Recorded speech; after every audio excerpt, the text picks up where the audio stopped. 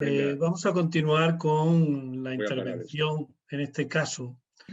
de la profesora Primitiva Bueno. Es tan largo su bagaje en el estudio de este contexto del arte megalítico que sería inviable resumirlo en un pispás. Entonces, digamos que desde el equipo que trabajan ahí en la Universidad de Alcalá, pues llevan proponiendo análisis de contexto con el arte que hay en los megalitos, evidentemente con la pintura esquemática y con todo su desarrollo no solo en la península ibérica, sino en diversos ámbitos también europeos los que han entrado en ese mundo megalítico. Creo que nos va a dar un buen tránsito por el recorrido de la península ibérica y este contexto. Así que, Primitivo, cuando quieras, tienes la palabra. Yo querría comenzar, como han comenzado mis compañeros, agradeciendo al Instituto, sobre todo, esta idea, proyectar el patrimonio español, uno de los más ricos patrimonios de España, que es el arte prehistórico, y ofrecer una serie de presentaciones como las que estamos haciendo a lo largo de estos días, que proponen cada vez más matices y lecturas más ajustadas a algo que creo que es fundamental destacar aquí, y es a un objeto material. Por supuesto que los símbolos tienen sus significados, etcétera, pero que los equipos españoles, especialmente en los últimos años, han producido toda una serie de conocimientos que han permitido fijar constantes, tanto desde el punto de vista del contexto arqueológico, como desde el punto de vista de cómo se hacen, cuándo se pueden datar todos estos elementos, como digo, todas estas pinturas y grabados. Y a nosotros, desde finales de los años 80, nos pareció muy importante que el arte megalítico no había tenido la lectura que se merecía al partir de varios puntos de vista. Para empezar, que el megalitismo es un fenómeno europeo con una gran dimensión numérica en toda Europa, con un contexto, digamos, cerrado, entre comillas, desde el punto de vista de su cronología, completamente coherente con el arte esquemático pintado y con el arte esquemático grabado, y que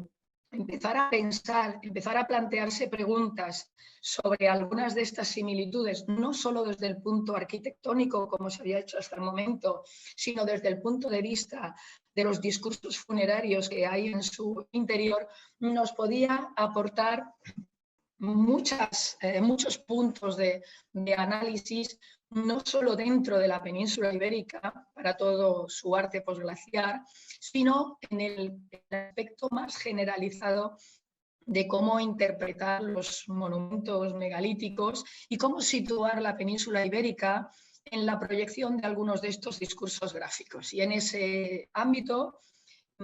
pensar, reflexionar, aportar datos sobre qué realidad tiene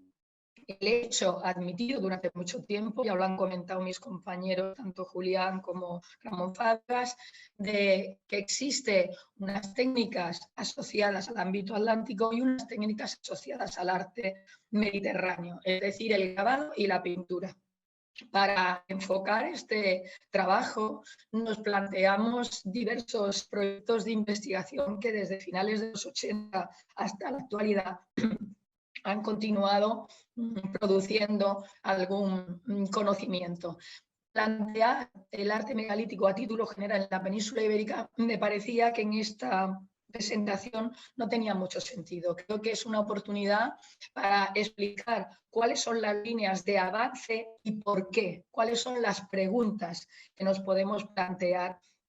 la situación que ahora conocemos, ¿no? Desde una metodología específica dedicada a estudiar los soportes con intensidad, algo que aunque parezca, bueno, muy obvio, no se había hecho habitualmente, de tal manera que ha sido posible, por ejemplo, demostrar que toda la península ibérica, no solo el noroeste, tiene decoraciones pintadas. cómo esas pinturas se han aplicado o qué tipo de pigmentos tienen, se ha trabajado con análisis específicos. En concreto, nosotros hemos trabajado habitualmente con el equipo de Antonio Hernández de la UNED y siempre con la colaboración de conservadores restauradores, siempre en nuestro caso con Fernando Carrera, y por supuesto conducidos a la hipótesis de producir nuevo conocimiento cronológico, aportando dataciones directas de pigmentos de composición orgánica mediante la técnica de plasma oxidation, que para entendernos así de un modo sencillo, recolecta lo que hay de carbón, lo que hay de orgánico en el pigmento. En este aspecto, puedo deciros, ahora veremos algún ejemplo, que estamos pudiendo datar pigmentos rojos que tienen componente de carbón. Y esta es una línea que yo creo que es interesantísima para plantearnos igualmente para el arte pintado al aire libre, ¿no? Esa idea de cronología es muy importante en este contexto, porque realmente si el arte prehistórico en general tiene problemas de datación, que todos conocemos bien, hay que reconocer que el arte pospaleolítico respecto al arte paleolítico estaba mucho peor dotado. Nosotros por eso empezamos a trabajar en arte megalítico, porque nos proponía contextos coherentes para dataciones directas en el caso de los pigmentos orgánicos e indirectas en el caso de los contextos y depósitos funerarios, que al menos nos están marcando momentos de uso. En este aspecto, el avance que produjo la investigación del trabajo de Carrera y Fábregas en Galicia es fundamental, porque tenemos dataciones directas de unos pigmentos que han estado produciéndose en contextos megalíticos del área noroccidental ibérica con cronologías al menos del quinto milenio, con posibilidad del cuarto con certeza. Por eso, desde hace muchos años, nosotros achuchamos, en el buen sentido de la palabra, a nuestros colegas, a Ramón, a Fernando, tenéis que encontrar pintura, porque resulta que la pintura más antigua datada directamente es precisamente la de los megalitos gallegos, ¿no? Entonces, bueno, es evidente que va a haber lugares con pinturas al aire libre, con dataciones antiguas, como se está viendo ahora. Como decía anteriormente, la idea de utilizar el arte megalítico como un contexto en el que reflexionar de nuevos modos, con nuevas líneas, para el arte pospaleolítico en otros soportes, nos proponía un siguiente reto. Nosotros, por una parte, habíamos documentado pintura en muchos megalitos de la península ibérica, luego vamos a ver algunos ejemplos, pero nos proponía un reto mayor, y es cómo encajar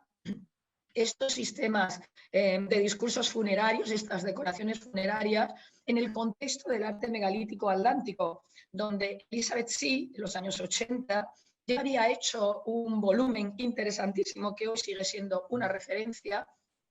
para incluir todas las decoraciones, tanto de la península ibérica como de Francia o de las Islas Británicas, en esa idea de discursos funerarios más o menos comunes. ¿Por qué digo más o menos comunes? Porque los separaba la hipótesis de que solamente en la península ibérica y concretamente en el núcleo de Viseu, en ningún otro, había pintura de los megalitos, mientras que en el resto del Atlántico europeo había solamente grabados. Así que la pintura era un hecho circunstancial y mediterráneo, entre comillas, que explicaba el conjunto de Viseu.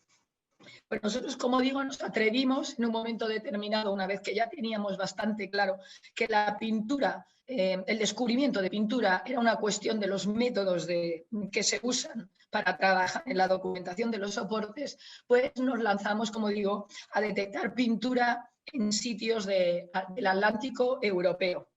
Y os preguntaréis, ¿y cómo elegisteis con tanta cantidad de monumentos megalíticos decorados que hay, por ejemplo, en la Bretaña francesa? Bueno, pues seguimos las pautas que conocíamos bien en el ámbito megalítico ibérico.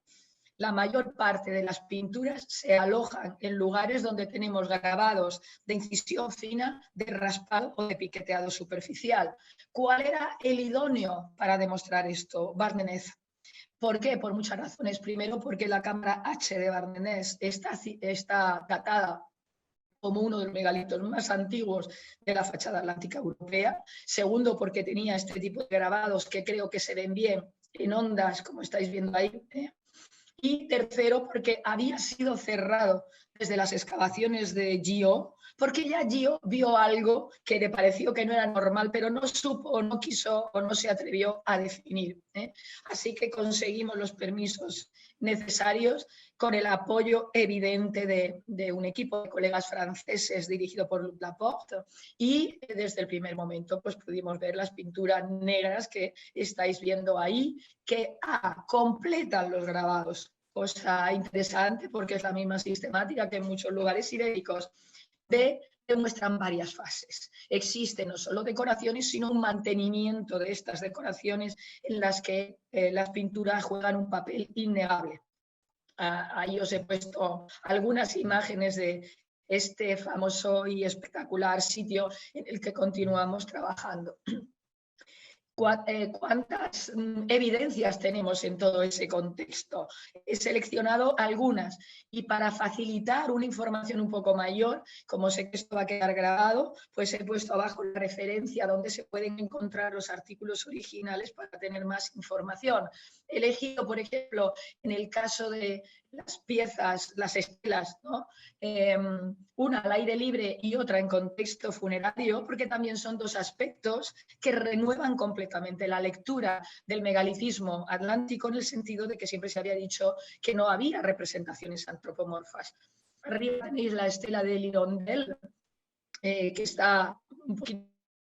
de la Bretaña francesa, con análisis de Raman de pigmentos rojos y pigmentos anaranjados, ocre y goetita, o la estela del Dolmen de Bury, cuyo estudio colaboramos con nuestra colega Lor Salanova, en la que decoraciones en rojo, en zigzag y en negro han podido ser datadas directamente a partir del negro en la cronología que veis ahí marcada. Con esta misma aproximación contactamos con nuestro colega Rémi Martineau, que está trabajando los hipogeos del Marne. Ya sabéis que es una zona de norte central francesa, de los pocos lugares funerarios donde desde los principios de la historiografía se reconoció pintura negra en estos lugares, y acabamos de publicar los primeros datos de dataciones directas hechas mediante plasma oxidation con nuestra colega Ruth Armitage, que sitúa algunos repintados, de no solo la pintura, sino algunos repintados de esta figura un tanto peculiar, a mitad del tercer milenio. Hay que decir, aunque no se vea muy bien en la imagen, que debajo de esta figura pintada hay una figura grabada. Luego, de nuevo, esta idea de que pinturas y grabados configuran distintos momentos de mantenimiento de las decoraciones. Así que, por un lado, podemos asegurar, entre comillas, en fin, podemos tener más datos acerca de que la pintura tiene un lugar en la decoración de los monumentos de toda la fachada megalítica atlántica, que, por cierto, es un tema en el que habría que estudiar con mayor profundidad, puesto que nosotros hemos ido trabajando en algunos lugares en la medida en que hemos conseguido colaboraciones con colegas interesados en este tipo de lecturas. Y no querría pasar a otros elementos que me gustaría poner en juego en esta presentación sin mencionar otro de los aspectos que ha configurado la idea de la hipótesis de que el megalitismo más antiguo está en la Bretaña francesa. Por un lado, lo que ya hemos visto de Barmenez y sus antiguas decoraciones, por otro, los menhires. La península ibérica tiene un enorme conjunto de monumentos al aire libre de este tipo, estelas, menhires, bien aislados, bien en cromlech o alineamientos, y podía haber elegido un montón de casos de estudio, pero he preferido centrar, para seguir un poco el hilo de esta presentación, en dos monumentos, los dos de la zona del Tajo. ¿Por qué he elegido la zona del Tajo? Porque es una zona interior, es una zona que no tiene, o que supuestamente no, digamos, se aleja del ámbito de la interpretación exclusivamente costera del megalitismo atlántico, y citando el trabajo de nuestro colega Jorge Oliveira, con fechas obtenidas, o sea, fechas de carbón obtenidas en la excavación de estos monumentos, el Menhir de Meada, muy cerquita de los trabajos que nosotros hemos estado haciendo en Santiago Alcántara, etcétera, y el Menhir de Patalou, que está en Nisa. Sexto, quinto milenio, neolítico. Neolítico antiguo, neolítico medio. Bueno, es muy interesante confirmar que la península ibérica tiene un rango de fechas, aunque estas fechas se puedan discutir, mejorar, enriquecer, no me cabe la más mínima duda, completamente comparables con las que en la zona bretona se han valorado para los primeros o los menhires en piedra más antiguos. Véase que digo en piedra, porque tenemos representaciones en madera bastante antiguas en las que ahora no voy a entrar, por cierto, de un porte impresionante en altura, en visibilidad, etcétera, ¿no? ¿Cuál es la mejor evidencia de que existen monumentos en piedra, menhires, estelas muy antiguos? Pues que han sido recuperados para construir monumentos megalíticos de los que tenemos cronologías del cuarto milenio antiguo. Y esta imagen, que es una fotografía magnífica de Manuel Lestón del dolmen de Dombate, nos permite apreciar que la piedra que cubre la cámara del dolmen de Dombate está tallada con una cabeza destacada, es una estela. Esta imagen forma parte de los trabajos que estamos desarrollando en colaboración con Fernando Carrera y de los que ya hemos publicado algunos primeros resultados. Si nosotros vemos un mapa de la península ibérica y tomamos todas las documentaciones de este tipo que hemos estado haciendo a lo largo de bastante tiempo, y podemos ver cómo la presencia de monumentos megalíticos cuyo origen es una estela o un menhir o varios reutilizados está más que extendida, muy extendida. Aquí solamente he incluido el mapa de estas piezas reutilizadas en Galicia, de este último trabajo al que hacía referencia, que está publicado en 2016, que nos dice que es muy común que los monumentos que están muy decorados sean monumentos que han tenido largas biografías anteriores a la decoración que nosotros estamos viendo. El caso de Os Muiños, que publicó Fernando Carrera, con todas esas estelas con cabeza, con hombros, etcétera, y lo que es interesante, que una decoración pintada ha podido datar, como sucede en otros monumentos, en varios momentos. Ahí también vemos otra cosa muy interesante, vemos dónde están los calcos de las pinturas, justo donde se ha empezado la excavación. El resto simplemente no se ha conservado. Así que hay varias lecciones que podemos extraer de esta imagen de las piezas reutilizadas en Galicia, que en Galicia debe de haber más menhires y agrupaciones de este tipo que por el momento no conocemos demasiado bien, que es muy probable que muchos de los monumentos megalíticos, en la forma que hoy los vemos, fueran la transformación de monumentos más antiguos, o bien aislados, o bien en conjuntos, o bien, es lo que estamos empezando a poder demostrar en algunos monumentos de la zona del sur, monumentos megalíticos más antiguos que han sido rehechos y sus piezas retomadas para hacer monumentos más recientes, que a su vez tienen una historia propia de mantenimiento de repintados y regrabados, a veces muy larga. Luego comentaremos algo al respecto. Y aquí, pues, algunas imágenes también de la zona sur. Quiero recordar que en el caso de la propuesta Lisa et Cie, el arte megalítico de la zona sur de la península ibérica se caracterizaba solo por grabados desestructurados, en el sentido de grabados aislados en algunos monumentos megalíticos, y que no había pintura, porque en la zona sur de la península ibérica aparecía ofrendas de ídolos, es decir, pequeñas figuritas, figuras humanas en soportamuebles, luego vemos algún ejemplo, y no se pintaban los monumentos. Y a nosotros siempre nos llamó la atención que justamente en el sitio, en el área territorial de la península ibérica, con más cantidad de pintura al aire libre, no había pintura en los monumentos megalíticos. Bueno, se ha demostrado con el trabajo sobre el terreno, pues pudimos demostrar que no solo no era así, sino que tenemos algunas de las más magníficas decoraciones pintadas de la península ibérica. He dejado un poco la imagen para que se hagan a la idea de, ahora estamos en la cámara del dolmen de Viera. Recuerdo que el Viera pertenece al conjunto de dólmenes de Antequera, que está declarado Patrimonio UNESCO, para que se fijen estas líneas que están grabadas y pintadas en rojo y cortadas. Ahí tenemos un ejemplo de una pieza que se ha encajado en la puerta del dolmen de Viera, habiendo sido pintada y grabada primero. Por tanto, esta idea de que hay transformaciones dentro de los monumentos que proponen desde las más antiguas. Otro aspecto que también aquí se ha mencionado de alguna manera es, bueno, ¿cómo encaja? Es que hay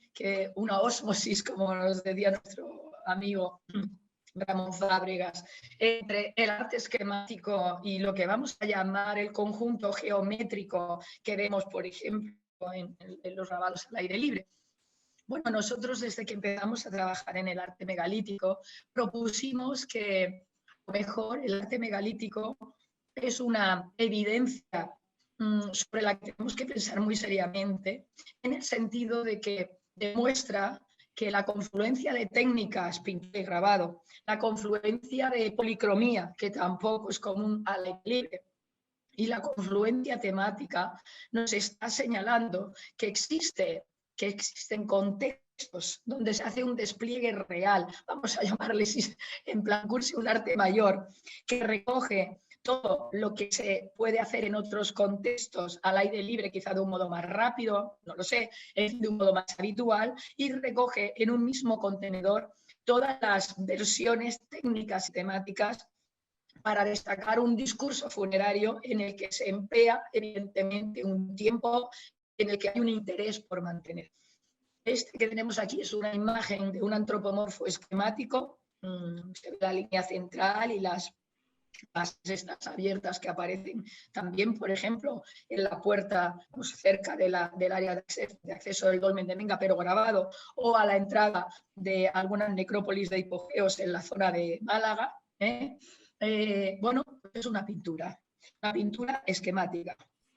No he traído aquí, porque sería un exceso, algunas de los últimos descubrimientos de antropomorfos puramente esquemáticos en contextos de las decoraciones megalíticas del norte de Portugal. Es decir, que si nosotros tenemos en cuenta las cronologías de estos monumentos, que al menos los tenemos seguros en el cuarto, toda la península ibérica está practicando, vamos a llamarle así, fórmulas bien conocidas dentro del arte esquemático llamado mediterráneo, a lo mejor ahora tenemos que llamar de otra manera ese arte esquemático pintado, y nos vamos a llevar muchas más sorpresas, porque entre otras cuestiones, algunas de las cronologías para ese arte esquemático pintado en el área occidental de la península ibérica o en el área interior de la península ibérica se nos están yendo a los primeros momentos del Holoceno, y aquí creo que los equipos ibéricos van a tener mucho que decir en el contexto de la proyección de esta información al resto de Europa. Como os decía, en el momento en que los monumentos se estudian con preguntas diferentes, los resultados son distintos. Esta es una imagen que procede del trabajo realizado en el dolmen de Soto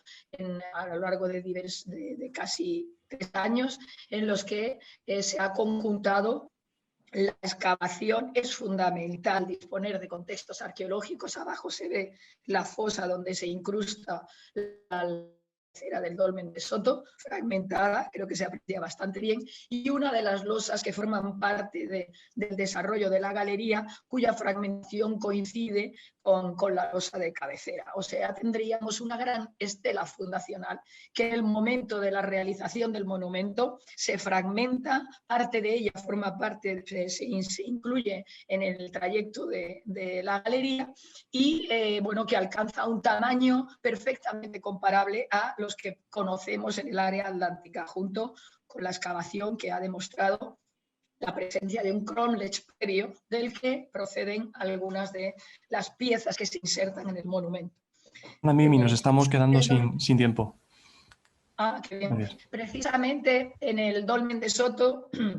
era el ejemplo que ponía Elizabeth Sí para hablar de ese arte grabado desestructurado. Todas las piezas del dolmen de Soto están decoradas, 100 piezas decoradas. Y la mayor parte de ellas con elementos pintados que han podido, digamos, revisarse en este último trabajo gracias a la colaboración del equipo de Antonio Hernández y de Juan Ruiz. Bueno, como el tiempo apremia, simplemente dejaré aquí comentado en fin, el descubrimiento, uno de los más espectaculares, que la imagen que hemos puesto al principio se relaciona con él, de la decoración del monumento de Montelirio, con todos sus ortostatos pintados en rojo y en negro, y en los que destacan ojos soles, digamos, la forma más conocida de algunas de las decoraciones al aire libre y en soporte mueble de la península ibérica. Tanto los soportes en forma de cilindro, como el que vemos aquí, como los soportes en forma de placa decorada, nos remiten a una hipótesis que desde luego va a tener, creo que, muchas repercusiones en la lectura de la simbología del arte megalítico en Europa, y es que nuestros soportes muebles se corroboran, en fin, se relacionan bastante bien con modelos pequeños, vamos a llamarle así, de los ortostatos decorados o en algunos casos hasta de los propios menires, donde pintura y grabado se reúnen para dibujar, para mostrar imágenes de carácter antropomorfo, vestidas con largos mantos de decoración geométrica y a veces con una decoración expresa en la zona de la cabeza o en la zona de la cara. Todas estas imágenes de las que estamos hablando en la península ibérica podemos datarlas directamente o contextualmente entre el cuarto y al menos los 1200 antes de la era. Por tanto, tenemos una larga diacronía en la que encajar todas estas evidencias, y como última reflexión señalaré que la península ibérica hasta el momento es el único lugar de Europa donde podemos trabajar comparando variedad de soportes, por ejemplo, las decoraciones de los megalitos, la pintura esquemática al aire libre, el grabado esquemático al aire libre y los soportes muebles decorados, por lo menos apuntan a que tenemos algo, o yo diría mucho que decir, sobre cómo este conocimiento se proyecta en la prehistoria reciente europea, teniendo en cuenta que algunos de estos sitios megalíticos de Europa han tenido una cierta conectividad con la península a partir de movimientos de materias primas, por ejemplo, como la varística. Lo voy a dejar aquí, aunque tenía algunas diapositivas más para explicar, porque si no el moderador me va a regañar muchísimo. Muchas gracias.